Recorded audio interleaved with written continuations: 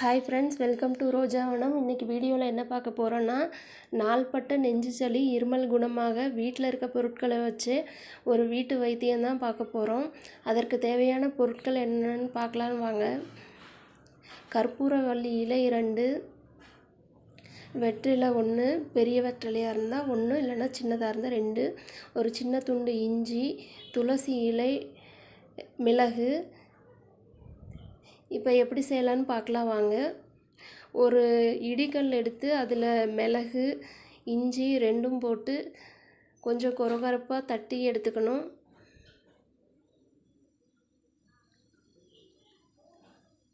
ரொம்ப நைஸாக தட்ட தேவையில்லை, கொஞ்சம் கொரகொரப்பாக தட்டிக்கணும். இப்போது துளசி, கற்பூரவள்ளியில் வெற்றிலை 3ம் போட்டு கொரகொரப்பாக தட்டி எடுத்துக்கணும்.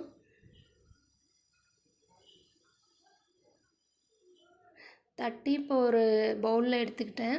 இதில் 3 கிளாஸ் தண்ணி ஊற்றி, இந்த தண்ணி வந்து 1 கிளாஸாக சுண்டி வரணும். அது வரைக்கும் நல்லா கொதிக்கணும். இப்போ பாருங்கள் ஃப்ரெண்ட்ஸ், நல்லா சுண்டி வந்துருச்சு 1 கிளாஸ் அளவுக்கு. இதில் வந்து குழந்தைங்க குடிக்க மாட்டாங்க, காரமாக இருக்குன்னு. அதனால் கொஞ்சமாக தேன் சேர்த்துக்கலாம், இல்லைன்னா நாட்டு சக்கரை சேர்த்து கொடுக்கலாம். ஒரு நாளைக்கு 3 டைம் கொடுக்கலாம். பெரியவங்களும் குடிக்கலாம், குழந்தைங்களும் குடிக்கலாம்.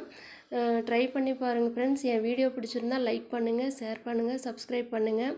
நிறையா பேர் சப்ஸ்கிரைப் பண்ணாமே என் வீடியோ பார்க்குறீங்க. சப்ஸ்கிரைப் பண்ணிவிட்டு பாருங்கள் ஃப்ரெண்ட்ஸ். ஏதாவது என்னோடய வீடியோவில் நிறை குறைகள் இருந்தால் கமெண்ட் பண்ணுங்கள். Thank you friends.